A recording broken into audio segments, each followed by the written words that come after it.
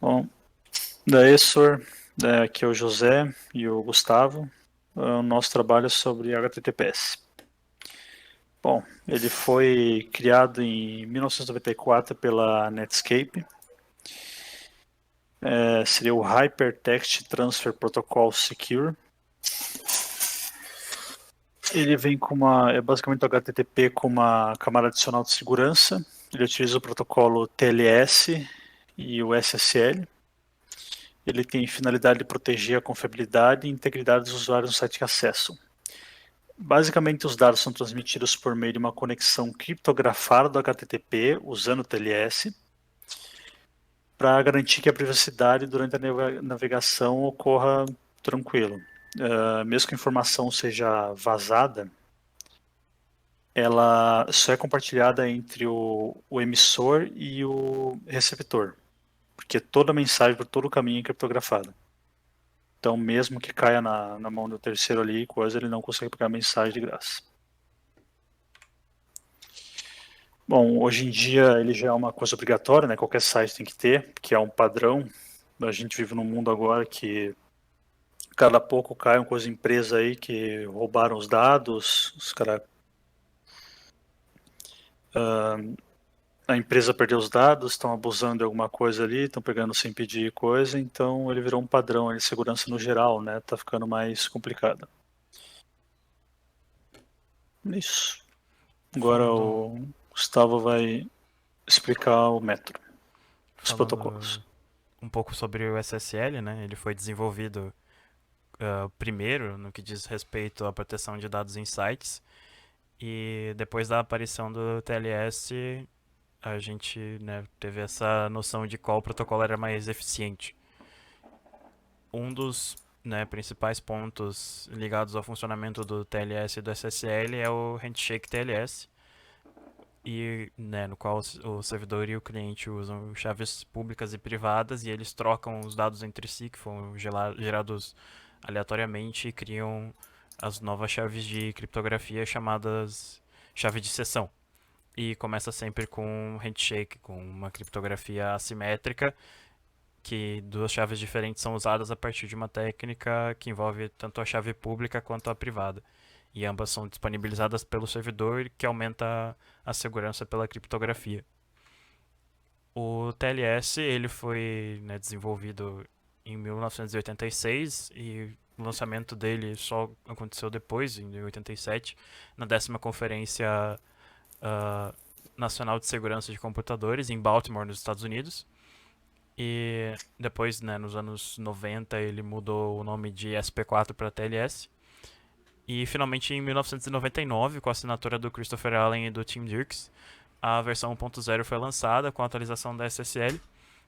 E depois, em 2006, a versão 1.1 trouxe algumas diferenças da versão anterior e uma proteção a mais, né, com, de ataques de encadeamento de blocos de criptografia. E 2 anos depois, em 2008, teve a versão 1.2, que aprimorou a capacidade do servidor em especificar alguns hashes que são aceitos. Agora falando um pouco sobre a lei de proteção A Lei LGPD. Geral de Proteção de Dados, número 3.709 de 2018, basicamente ela serve para proteger os direitos fundamentais de liberdade e privacidade dos indivíduos. A lei fala do tratamento dos dados pessoais, meio físico ou digital. Ela engloba o conjunto de operações que ocorrem meios manuais, digitais, estabelecendo uma estrutura legal de direitos dos titulares dos dados. Basicamente, ela obriga os órgãos privados, públicos, a tratar com o mínimo respeito os dados pessoais das pessoas, tratar encriptografado e tudo mais.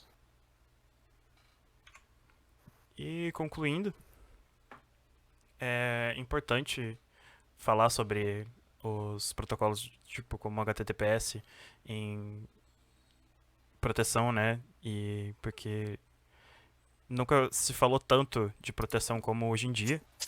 Afinal, tivemos vários, né, problemas com empresas e de vazamentos de dados. E tem essa importância, né, de segurança e essa problemática também do tratamento de dados dos usuários. E é importante também que as autoridades tenham reforçado essa responsabilidade maior com o tratamento dos dados da internet, né, com as leis como a LGPD do Brasil e a GDPR da Europa, que garante que as companhias utilizem dados de clientes de forma responsável e passem a se adequar a uma série de regras que comprometem, né, a evitar o vazamento de informações. Vale lembrar também que, por mais que exista esse esforço enorme para garantir que os dados sejam seguros, a informação de que esses né, esforços existem não é muito difundida, o que acaba fazendo com que o usuário ele não saiba o que acontece para que os dados dele se mantenham seguros. Também, né, que vale citar que é importante a divulgação pelos meios de comunicação sobre os esforços atuais e futuros para que a navegação fique cada vez mais segura e chegue essa informação no usuário. Que o pessoal vai usar aí, qualquer coisa clica nos cookies lá e nem sabe o que está acontecendo, né? Não sabe para que vai ser usado, não sabe como que a empresa trata dessas informações. Muitas vezes você só aceita lá os cookies e coisa e você nem sabe o que está sendo, né, monitorado, o que essa Sim, empresa pega de você. quem que vai usar esses dados, né? Do nada você está recebendo uma propaganda meio estranha ali. Como que eles vão ser usados? Um exemplo perfeito é como de passagem de avião, que você vai pesquisar um preço de uma passagem e daí você não compra e chega na outra semana ela tá mais cara. Por quê? Porque teve um monitoramento aí e sabem que você quer comprar essa passagem. Sim, você entrou numa loja para comprar qualquer coisa, uma peça de computador ali, ela vai ficar por semanas aparecendo na tua cara ali. Então é importante que as pessoas saibam o que fazem com os dados delas e como são tratados e como são responsabilizadas as empresas que têm esses vazamentos de dados. É No, isso aí. no geral é isso. Valeu. Valeu.